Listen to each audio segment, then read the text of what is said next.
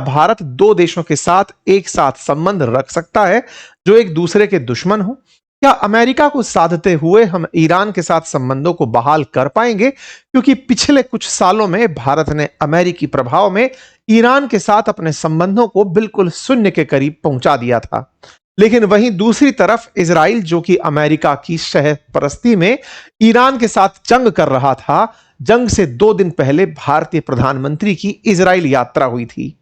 भारत के प्रधानमंत्री की इजराइल यात्रा हो या अमेरिकी संबंध, इन सब का आज के दौर में गहरा असर होगा, क्योंकि अमेरिका ईरान के इस जंग में, जहां इजराइल सही मायने में फ्रंट पर खड़ा होकर युद्ध लड़ रहा था, अमेरिका युद्ध की शर्तों में कहीं ना कहीं हारता दिखा है।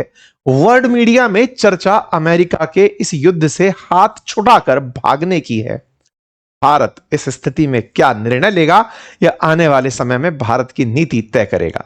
ये कहानी को शुरू से शुरू करते हैं और भारत की प्रतिक्रियाओं का और वैश्विक परिदृश्य का एक बार के लिए अवलोकन करते हैं। क्योंकि ईरान जिस कार्यक्रम को अब आयोजित करने जा रहा है, यानी कि खमनेई के अंतिम यात्रा को एक आयोजन के रूप में करने जा रहा है, 2 करोड़ से ज्यादा लोगों के जुटने की संभावना है। पिछली दफा सबसे अधिक जनाजे में जो भीड़ उमड़ी थी, वो खुमैनी के टाइम पर थी, जो कि ईरान के अंदर धार्मिक क्रांति के जनक माने जाते थे। खुमैनी के बाद खमनेई एक नया कीर्तिमान, पहले 1 करोड़ की भीड़ थी, अब 2 करोड़ की भीड़ का कीर्तिमान स्थापित कर सकते हैं। ईरान में इतनी बड़ी संख्या में जनाजे के अंदर उमड़ने वाले लोगों की जो संख्या है, वो कहीं ना कहीं साइकोलॉजिकल प्रेशर जीसीसी के देशों पर पैदा करता है, क्योंकि यूएई, कतर, ओमान, बहरेन, इनकी संयुक्त संख्या इतनी नहीं है जितना यहां लोग अंतिम यात्रा में उमड़ने वाले हैं। इस तरह का जो संदेश है, और उस संदेश में भारत जैसे प्रभावशाली देश के प्रतिनिधि को या देश के राष्ट्राध्यक्ष को अपने कार्यक्रम में इनवाइट करना एक जियोपॉलिटिकल सूझबूझ की तरह दिख रहा है। चलिए इस तरफ बढ़ते हैं सिलसिलेवार तरीके से। शुरुआत होती है जब आप सभी को यह सूचना मिलती है कि खमनेई को अमेरिका ने निशाना बनाया है। जब यह जानकारी बाहर आती है तो ईरान के लोग उन्हें उसी समय पर अपनी तरफ से श्रद्धांजलि देने उमड़ पड़ते हैं। उनको उनके घर में ही सीआईए द्वारा मोसाद के साथ मिलकर निशाना बनाया गया होता है। बहुत सी जगह पर रिपोर्ट्स आती हैं कि खमनेई खुद ही जानबूझकर अपने घर में लगातार बने हुए थे। जब इजराइल और अमेरिका हमले की फिराक में थे तो खमनेई ने खुद को शहीद करना प्रेफर किया। उन्हें यह समझ में आ चुका था कि मैं जो जीते जी इतने समय तक धार्मिक क्रांति अमेरिका के खिलाफ करता आया हूं, यदि अमेरिकी निशाने में मुझे कुछ नुकसान होता है तो यह जनता को एक करेगा। शायद ये इसमें कामयाब भी हुए। आज ईरान में जो शुरुआत में कभी सुनने में आया करता था कि ईरान धार्मिक क्रांति से उत्पन्न हुए एक रूढ़िवादी समाज से लड़ रहा है, यहां पर कभी हिजाब की लड़ाई लड़ी जा रही है, अमेरिका दिखाता था कि यहां पर लोग खोलेपन की जंग कर रहे हैं, वो पूरा ईरान एक हो गया और एक होकर अमेरिका के खिलाफ खड़ा हो गया। ये अमेरिका के खिलाफ खड़ा हुआ ईरान अब कहीं पहले से ज्यादा संगठित है और इनके इस नेता को इसीलिए ईरान में बड़े ही सम्मान से देखा जाएगा। ये नेता पहले भी सम्मानीय थे क्योंकि इन्हें बहुत से राष्ट्राध्यक्षों द्वारा समय समय पर जाकर मिला गया है। भारत के प्रधानमंत्री की भी 2016 की मुलाकात की तस्वीरें आपके सामने हैं। आप शी जिनपिंग से मुलाकात हो या पुतिन से मुलाकात हो की तस्वीरें खमनेई के साथ में देख सकते हैं। अमेरिका ने जब इन्हें निशाना बनाया तो निशाना बनाने में अमेरिका ने जहां इसे अपनी तारीफ में गिनाया, वहीं ईरान ने इसे बट ऑब्वियस माना। इसलिए था जहां एक और अमेरिका ईरान लगातार बम गिराते जा रहे थे, वहीं ईरान के लोग बेखौफ सड़कों पर उतर के उनके जनाजे में शामिल होना चाहते थे। उन्हें अपनी तरफ से सांत्वना देने के लिए खुले में आसमान के नीचे एकत्रित हुए। ये वो तस्वीरें हैं जब अमेरिका इजराइल लगातार ईरान पर गोले गिरा रहे थे। ये लोग सड़कों पर एकत्रित होकर प्रतिरोध कर रहे थे, यानी कि अगर तुम हमें भी निशाना बनाओ तो हमें कोई आपत्ति नहीं है। तमाम मुस्लिम्स के द्वारा, तमाम देशों के द्वारा इस बात पर प्रतिक्रियाएं थी। ये वो तस्वीरें हैं जो आप देख सकते हैं। हालांकि उसी बीच में यह तय किया गया कि खमनेई का फ्यूनरल रखा जाएगा, लेकिन यूएस और इजराइल की बढ़ती बमबारी के बीच में इनके फ्यूनरल को पोस्टपोन कर दिया जाता है। इनका जो फ्यूनरल पोस्टपोन होता है यह अब जुलाई में होने जा रहा है। हालांकि मार्च से जुलाई में पहुंचा ये जो फ्यूनरल का डेट है, ये बहुत से लोगों के मन में कई प्रकार की आशंकाएं पैदा करता था। कुछ लोगों का मानना था कि खमनेई मरे नहीं हैं, उन्हें बस अंडरग्राउंड कर दिया गया है, लेकिन अब ईरान उन्हें पब्लिकली सबके सामने लेकर आ रहा है। इस बीच में जंग होती है। ईरान के अंदर सत्ता परिवर्तन के लिए शुरू किया गया है यह युद्ध खमनेई के द्वारा खड़ी की गई आईआरजीसी द्वारा मोर्चे के रूप में संभाला जाता है। आईआरजीसी पूरी तरह से इसे अपने कंट्रोल में लेता है और अपने लीडर के रूप में खमनेई के बेटे मुज्तबा खमनेई को बिठाता है। आईआरजीसी और मुज्तबा खमनेई ने पूरी तरह से युद्ध को पलट दिया जब उन्होंने स्ट्रेट ऑफ हॉर्मुज को कंट्रोल में ले लिया। ईरान ने अपने देशवासियों को कुछ इस तरह के पोस्टर्स के माध्यम से, जिसमें ईरान ने अपने ग्रिप में स्ट्रेट ऑफ हॉर्मुज को पकड़ लिया है, के संदेश से देशवासियों में संचार जारी रखा।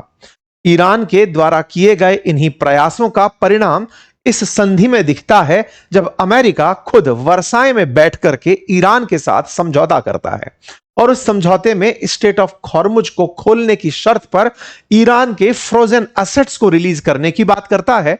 इतना ही नहीं, ईरान के यूरेनियम संवर्धन कार्यक्रम की उस अमेरिकी हट को भी त्यागता है कि वो यूरेनियम को ईरान से बाहर निकालेगा।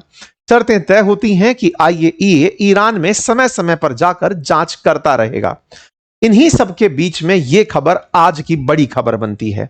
14 जून के दिन यह खबर आती है कि ईरान अनाउंस किया है फेयरवेल और burial ceremony of late supreme leader Ayatollah Al Khamenei. यहां पर बड़ा ही ध्यान से देखने की बात यह है कि क्या ईरान ने इस पूरी घटना को अपनी जीत के जश्न के रूप में मनाने का निर्धारण किया है।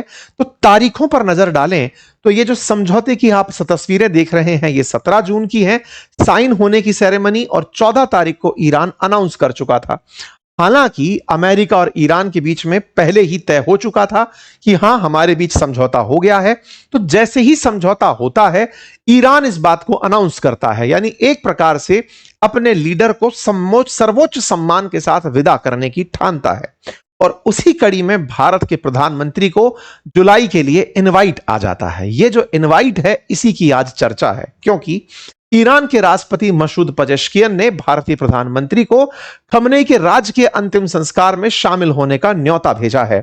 प्रधानमंत्री को इनके अंतिम संस्कार में 4 मार्च को, मतलब टेक्निकली अगर देखा जाए तो 4 मार्च को भी जब इन्होंने शुरुआत में इस प्रकार का कार्यक्रम रखा था तो उस समय कोई ना कोई प्रतिनिधि जाना होता, लेकिन उस कार्यक्रम को तब तो स्थगित कर दिया गया था। फिलहाल के लिए यह कार्यक्रम 4 जुलाई को होने जा रहा है और 9 जुलाई को मशहद में स्थित इमाम रजा दरगाह में उनका दफन किया जाएगा। अधिकारियों को उम्मीद है कि तेहरान, कुम और मशहद में होने वाले अंतिम संस्कार में लगभग 2 करोड़ लोगों की भीड़ उमड़ेगी। कार्यक्रम कुछ इस प्रकार से रखे गए हैं। 4 जुलाई को ईरान की राजधानी तेहरान के अंदर विदाई का जलसा होगा। 6 जुलाई को तेहरान में जुलूस ए जनाजा होगा। 7 जुलाई को कुम में जुलूस ए जनाजा होगा और 9 जुलाई को शव ए शहादत, जो कि होगा मुकद्दस शहर मसजद में जनाजा और हरम इमाम रजा में दफन इनका होगा। खमनेई मशहद में ही क्यों दफनाए जा रहे हैं, तो इसके पीछे का कारण है कि यहां पर शिया मुसलमानों का सबसे प्रमुख धार्मिक केंद्र स्थित है। ऐसे में उसी जगह जहां पर इमाम रजा की दरगाह है, वहीं पर शिया परंपराओं के अनुसार जो इमाम रजा थे वो मुस्लिमों के 8वें इमाम थे, वहीं पर इनका दफन होगा, क्योंकि यहां पर करोड़ों श्रद्धालु वैसे भी साल भर पहुंचते हैं। ऑलरेडी कार्यक्रम शहादत से संबंधित जो हैं वो शुरू हो चुके हैं। मॉर्निंग सेरेमनी शुरू हो चुकी हैं और कार्यक्रमों में ऑलरेडी भीड़ और तैयारियां होना शुरू हो चुकी हैं। इन्हीं तस्वीरों पर चर्चाएं चल रही हैं कि आईआरजीसी इस पूरे की पूरे कार्यक्रम की जिम्मेदारी लेगा और इस जनाजे में 1 करोड़ से अधिक भीड़ उमड़ेगी, क्योंकि खुमैनी जो पिछले सुप्रीम लीडर थे उनके जनाजे में 1 करोड़ भीड़ उमड़ी थी, इसलिए सुरक्षा जो है वो चाक चौबंद होगी। जब खुमैनी का जनाजा निकला था 1989 में, तो उसे दुनिया के उस समय के जनाजों में उमड़ी भीड़ में सबसे बड़ा नंबर माना गया था। उस समय 1 करोड़ से अधिक लोगों की जो ये संख्या थी, ये संख्या पूरे वर्ल्ड में एक रिकॉर्ड के रूप में दर्ज की गई थी। इसी वजह से अब यह संख्या क्रॉस कर जाएगी, ऐसा ईरान का मानना है। अमेरिका और इजराइल ऐसी कोई हरकत उस दौर में ना कर दें, इसी वजह से आईआरजीसी पूरे टाइम सुरक्षा के लिए मुस्तैद रहेगी। ऐसे में सवाल यह है कि और कौन कौन से राष्ट्र अध्यक्ष यहां पर शामिल हो सकते हैं। प्रधानमंत्री पाकिस्तान की तरफ से यहां शामिल होने का न्योता स्वीकार लिया भी गया है। उन्होंने कह दिया है कि वो इस कार्यक्रम में जाएंगे। पाकिस्तान पहले मध्यस्थता कराता है, मध्यस्थता के साथ साथ यहां जाने का इनविटेशन भी स्वीकारता है। भारत की तरफ से अभी कोई भी आधिकारिक प्रतिक्रिया नहीं आई है।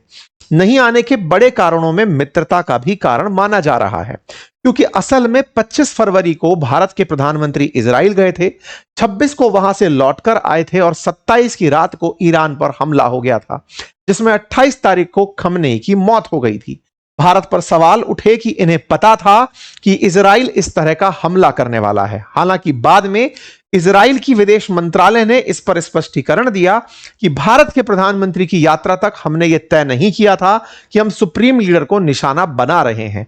यानी decision on Iran strike taken after Modi left Israel, यह विदेश मंत्रालय की तरफ से इजराइल की तरफ से बयान आया था। कुल मिलाकर के इजरायली विदेश मंत्रालय भारत के साथ लगातार संपर्क में रहता है। भारत और इजराइल के संबंध जग जाहिर हैं, लेकिन क्या भारत इजराइल और ईरान को साधते हुए आगे बढ़ेगा, यह बड़ा सवाल है। क्योंकि भारत और इजराइल ऑलरेडी बहुत से ट्रेड रिलेशंस में हैं, जिनमें वेपन्स जो कि ऑपरेशन सिंदूर में यूज हुए उनका नाम सर्वोपरि है। लेकिन तकनीकी, चाहे वो कृषि में हो, चाहे अनुसंधान में हो, चाहे वेपन्स में हो, ये तो भारत इजराइल एक दूसरे के साथ आगे बढ़ा ही रहे हैं। लेकिन ईरान भी भारत के लिए अपने आप में काफी स्ट्रेटेजिकल इंपॉर्टेंट रहा है और आज से नहीं, लंबे समय से भारत के और ईरान के संबंध रहे हैं। शुरुआत इनकी 1950 से होती है। अब तक अगर ईरान के विदेशी प्रमुखों की भारत में यात्रा की बात की जाए तो 7 बार ईरान के राष्ट्राध्यक्ष भारत की यात्रा पर आ चुके हैं। इनमें से कुछ प्रमुख तस्वीरें आपके सामने, फिर चाहे नेहरू जी की हो, चाहे इंदिरा जी के समय की हो, आप देख सकते हैं। सबसे लास्ट यात्रा प्रेसिडेंट हसन रूहानी की रही, जब वो 2018 में भारत की यात्रा पर आए थे। वहीं भारत के प्रधानमंत्री की 2016 में ईरान की यात्रा की तस्वीरें और खमनेई से प्रधानमंत्री की मुलाकात की तस्वीरें आपके सामने हैं।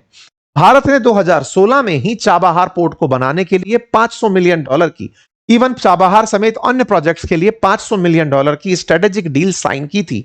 हम चाबहार से यह उम्मीद लगाकर चल रहे थे कि चाबहार के रास्ते हम अफगानिस्तान और सेंट्रल एशिया में अपने प्रोडक्ट्स को एक्सपोर्ट कर पाएंगे। इस पूरे कार्यक्रम को करने के लिए भारत लगातार ऑपरेशनल पार्ट पर चाबहार के साथ संपर्क में था, ईरान के साथ संपर्क में था। लेकिन जैसे ही ट्रंप की सत्ता आती है, भारत का ईरान के साथ जो 2018 तक चाबहार को लेकर डेवलपमेंट था, वो ट्रंप के आने से बदल जाता है। ट्रंप की जो पुरानी सत्ता थी, उस समय पर उन्होंने ईरान पर काटसा लगा दिया, countering American adversaries through trade sanction act, जिसका मतलब था कि अगर कोई भी देश ईरान से ट्रेड करेगा तो उसे सैंक्शंस का सामना करना पड़ेगा। ये सेकेंडरी सैंक्शंस की श्रेणी में आते हैं, यानी प्राथमिक रूप से आप उस देश पर प्रतिबंध लगाएं और सेकेंडरी रूप से उससे संबंध रखने वालों पर आप प्रतिबंध लगाएं। अमेरिका के इस प्रभाव के चलते भारत का ईरान के साथ व्यापार घटता चला गया। भारत ऑलमोस्ट जीरो पर आ गया, यानी कि भारत अमेरिकी प्रभाव में अपने इंपोर्ट ईरान से रोक दिया, ट्रेड को ऑलमोस्ट जीरो तक लेकर आ गया। ईरान के साथ भारत के इन ट्रेड्स के घटने पर ईरान ने प्रतिक्रिया भारत के ऊपर बिल्कुल असहज दी। उसने इसे इस तरह से कहा कि भारत ये ठीक नहीं कर रहा है। खैर, समय बीता, अमेरिकी प्रतिबंध अब हटने की कगार पर खड़े हैं। युद्धों की स्थिति के चलते ईरान जिस स्टेज पर खड़ा है, वो अमेरिका से प्रतिबंध हटाने की बात मनवा गया है। ऐसे में आज जब ईरान का भारत को बुलावा आता है, तो क्या भारत यहां जा पाएगा? यह सवाल बन जाता है। सवाल इसलिए भी क्योंकि भारत अब उस स्थिति में है कि यह जाए तो भी अमेरिका प्रतिबंध नहीं लगा सकता। यानी कि अगर पॉइंटर्स के हिसाब से देखा जाए तो भारत की यात्रा अब अमेरिका को और इजराइल को प्रभावित नहीं करेगी। क्या भारत प्रतिबंधों के बावजूद भी यहां जा सकता था? तो जवाब है जी हां। ऐसा मैं क्यों कह रहा हूं? क्योंकि भारत पहले भी यहां पर चाहे पजेश्कियन का शपथ ग्रहण समारोह था, उसमें भी अपने प्रतिनिधि भेजे थे। ठीक इसी प्रकार से इनके राष्ट्रपति की एक दुर्घटना में मौत पर भी अपने प्रतिनिधि को हम ऑलरेडी भेज चुके थे। इसका मतलब भारत प्रतिबंधों के बावजूद भी ईरान के साथ संबंधों में रहा है और ईरान अब चाहता भी है कि भारत हमसे तेल खरीदे। यह हाल ही की ताजा न्यूज कटिंग्स हैं जिन्हें आप देख सकते हैं। ईरान चाहता है कि वो भारत को तेल भेजे ताकि यूएस वेवर का वो लाभ उठा सके। लेकिन क्या भारत वाकई ईरान और इजराइल को बैलेंस करने का प्रयास करेगा? ऐसा इसलिए क्योंकि इजराइल से दोस्ती के चलते यूएई को हाल ही में ब्रिक्स की जो एनएसए लेवल की बैठक हुई उसमें ईरान ने क्रिटिसाइज किया।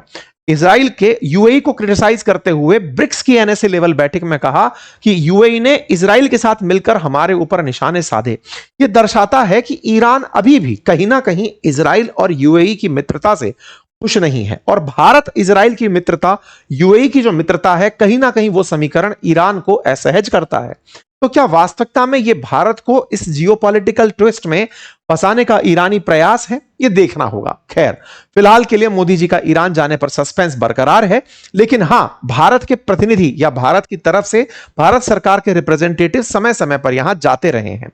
जैसे जगदीप धनखड़ जी की पिछले ही समय पर हुई यात्रा भारत के उपराष्ट्रपति के रूप में आप देख सकते हैं।